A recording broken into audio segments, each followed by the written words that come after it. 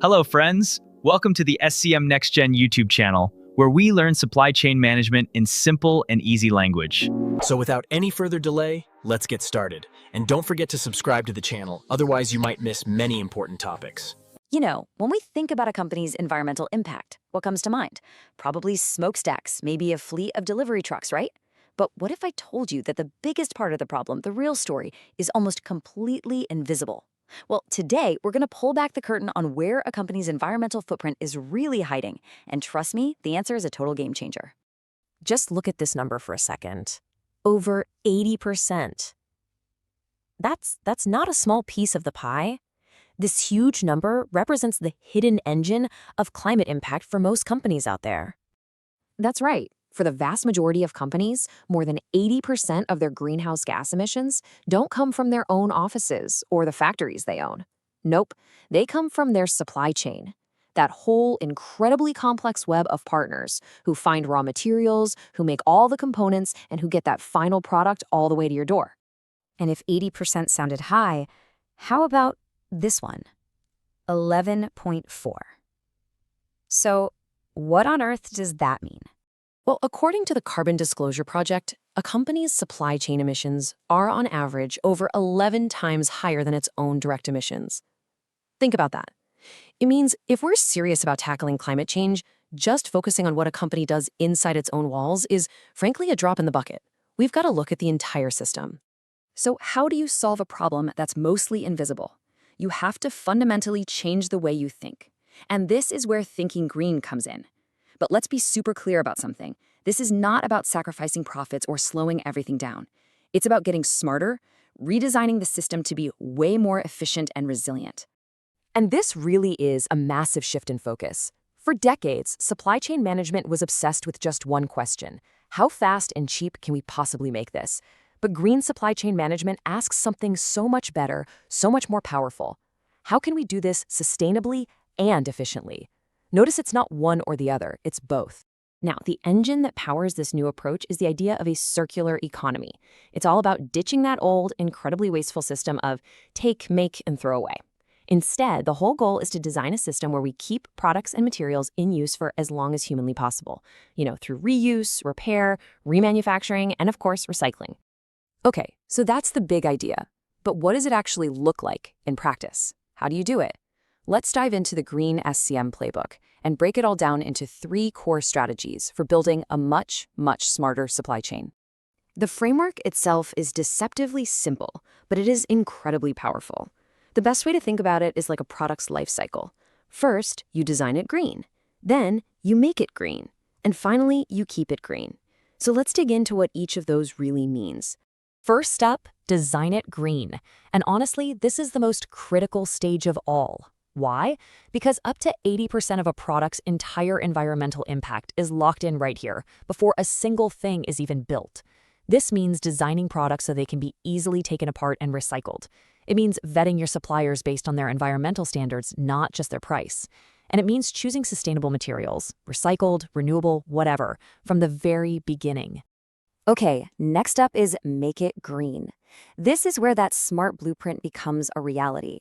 This is all about transforming the entire production and delivery process. We're talking about running factories on cleaner energy, optimizing delivery routes to save fuel, all the way to putting solar panels on warehouse roofs and designing packaging that's both minimal and easy to recycle.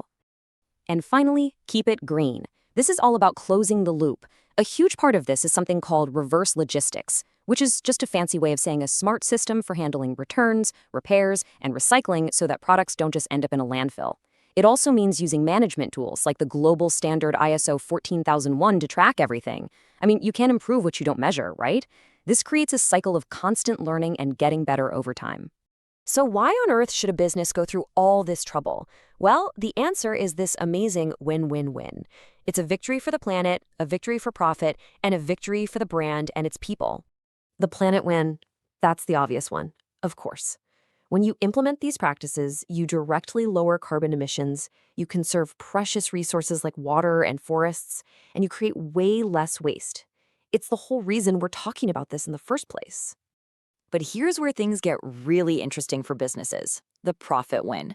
It turns out sustainability and efficiency are pretty much two sides of the same coin. When you use less energy, you slash your utility bills. When you optimize your transportation routes, you save a ton on fuel. These changes drive down costs across the board. And on top of that, they attract a whole new class of investors who focus on ESG, a company's environmental, social, and governance performance. It's basically the new gold standard for a healthy, forward-thinking business. And last but not least, there's the brand win. Look, in today's market, customers are smart. They want to support companies that are transparent and responsible. Building a green supply chain builds incredible loyalty, it makes you stand out in a crowded market, and it protects you from the massive reputational nightmare of an environmental screw-up. And this is not just a theory. Take a look at Walmart's Project Gigaton. Their goal is to cut 1 gigaton of greenhouse gases from their supply chain by 2030. A gigaton? That's a billion metric tons. It's an almost unimaginable number. And here's the crucial part. They're not doing it alone. They are working hand in hand with thousands of their suppliers to make it happen together. Okay, this all sounds great, but I get it. It can also feel a little overwhelming. So let's bring this down to earth. If a company wants to start on this journey, where in the world do they even begin? So, where do you start? Well, there are 3 absolutely non-negotiable first moves. Number 1, you have to get your leadership to buy in. If the top brass isn't on board, it's just not going to work. 2, you need to map your entire supply chain and figure out where the hot spots are, the biggest sources of environmental damage. And 3, you have to collaborate with your suppliers. You simply cannot do this alone. It has to be a team sport. And that last point, well, it brings up one of the most common and toughest questions businesses face when they start this journey. What do you actually do if your suppliers just aren't on board? It's a real challenge for sure, but it's not a deal breaker. You can start by building clear environmental requirements right into your contracts. You can also help them get better by providing training and sharing resources. Creating incentives for the ones that improve and focusing on building long-term partnerships, that's how you can transform a relationship from being confrontational to being truly collaborative. So, as we wrap things up here, I want to leave you with one final thought. The next time you pick something up, your phone, your morning coffee, the t-shirt you're wearing, just ask yourself, what is its hidden environmental story? Because once you start thinking about that vast, invisible network that exists behind everything we use, you really start to see just how essential a green supply chain is for building a better future.